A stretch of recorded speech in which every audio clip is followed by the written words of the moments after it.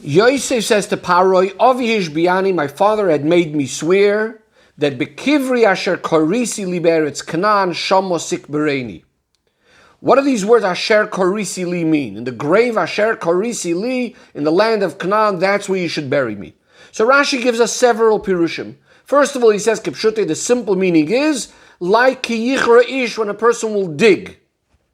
The Medrash, which fits with the wording of the pasuk, says Rashi, explains it, it's like Asher Konisi, it's like saying, I have bought it. Amar Rabbi Akiva said, when I went to the cities at the sea, they called Mechira, selling, they called it Kira. And then Rashi adds another point from the Medrash, that it's from the word of Kri, which means a heap or a pile. Yaakov took all the silver and gold that he brought from Lavan's house, and he made it into a pile, and he said, take all of this for the portion in the Ma'aras HaMachpelah.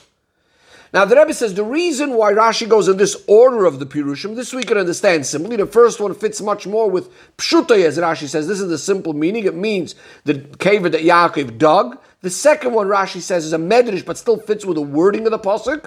And the third one, Rashi says, is a medrash, but it's not necessarily fitting with the wording of the pasuk. But we need to understand, first of all, why do we need three pirushim? Why isn't the simple meaning of the pasuk, ki yichar karisi, that I dug, why isn't that enough? Number two, why is it that the second pirush, which means that I bought it, why is Rashi calling that medrash? There's other places in Torah, clearly, both in Torah and in other places in Nach, where we have the same shayrish of Kira, and Rashi simply just explains that it means this expression of buying something. And in fact, in those places, Rashi brings a proof from our pasuk. So why in our pasuk is it suddenly considered medrash and not pshat? Furthermore, even without these psukim, we have this proof that Rashi brings from Rabbi Akiva, that when he was in the cities at sea, they called mechira, selling, they called it kira. So why is that considered drash? Why isn't that considered pshuta shel mikra? Some other diyukim within Rashi itself. Number one, why in his Dibra Maschil does he quote Asher Karisi Li? Why is this word Li relevant? He's trying to translate the word Karisi. Also says the Rebbe, in the first pirush about that it comes from the word of digging, why does Rashi quote from the pasuk Yichra Ish? Number one, why this pasuk and not an earlier pasuk where it speaks about the servants of Yitzchak digging a well? It says Vayichru avdei Yitzchak. And also, why in the pasuk Yichra is it relevant the word Ish? Another question that Rebbe has is, why in the second pirush, where Rashi says it's like Asher Konisi, now the pasuk says Asher Korisi Li. So why does Rashi just say it's like Asher Konisi, like I bought it? Why doesn't Rashi add that word Li? Another question that Rebbe has is, why does Rashi need to bring a proof from Rabbi Akiva that he heard this word being used, Mechira is like Kira like Mechira? Why doesn't Rashi bring those other psukim that we have elsewhere in Torah, that buying could also be used with this word of Kira? And finally, says the Rebbe, why is it relevant that Rabbi Akiva heard this when he was in these cities at sea? Says the Rebbe, the explanation is, Rashi is actually not just coming to translate for us the word karisi. He's coming to answer a general question of why is it that these words are necessary at all? Why is Yaakov saying these words and Yosef saying these words, that Asher karisi li? Seemingly it would have been enough if he said, Bekivri Asher be'eretz Canaan, in my grave, in my plot that I have in the land of Canaan, that's where you should bury me. We must say that Yaakov is coming to emphasize the importance of this grave, that's why he wants to be buried there. Just like the reason why he made Yosef swear is because it's so important for him to be buried in the land of Canaan. Because Yaakov and Yosef both knew that Pari is not going to be willing to allow Yaakov to be buried there, and that's why he's making him swear. And this is also why he's explaining to him why it's so important for him, this caver. And this is the first pirush. The Yaakov is saying, I dug it by myself. I put in extra effort, extra toil in working and digging this grave, and that's why he wants to be buried there. Back to one of the questions we had before, why Rashi brings specifically the proof from Ki Yichre Ish, that a man will dig a pit, and the pasuk, and he adds the word Ish. Why is that word Ish relevant? Why is it even relevant in that pasuk of Ki Yichre Ish? Because it's coming to show Ish is a grown man, an adult. In other words, the digging the pit is coming from someone that's putting in the effort of an adult. And Yaakov is trying to say, I put in a lot of effort in making this grave. The problem with this Pirush is, number one, according to this, would have to be Yaakov is living in Mitzrayim already 17 years. So he's digging this grave so many years before he passes away, which is a little bit difficult to understand. Also, why did he have to dig it himself? Why doesn't he have his servants dig it?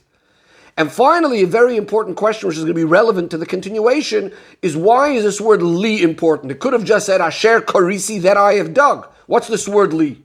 And that's why Rashi brings a second Pirush, which he says fits with the lashon, with the wording of the pasuk. This is going to help us understand more of the wording of the pasuk. But first, in order to understand this, says the Rebbe, we'll first look at what seems to be a bit of a problem in the proof that Rashi brings.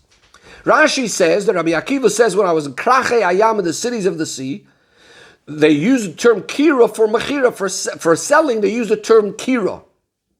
The problem is that we're trying to say that karisi means I bought it. Why is he bringing a proof from Rabbi Akiva that says that the word karisi would be associated with selling?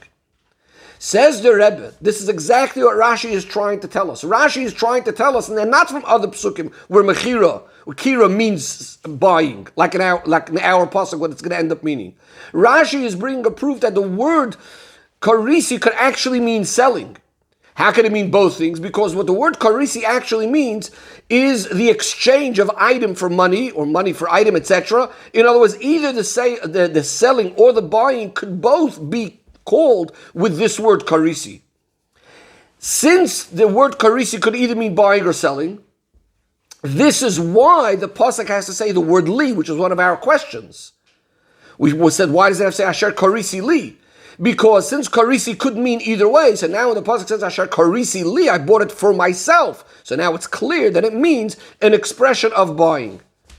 We said, why does Rashi not, when he says it's like Asher Konisi, why doesn't he add the word li? Because once he's saying it means that I bought it, you don't have to add the word li anymore. The whole point is in the pasuk. It needed to add the word li because the word karisi by itself could be more ambiguous.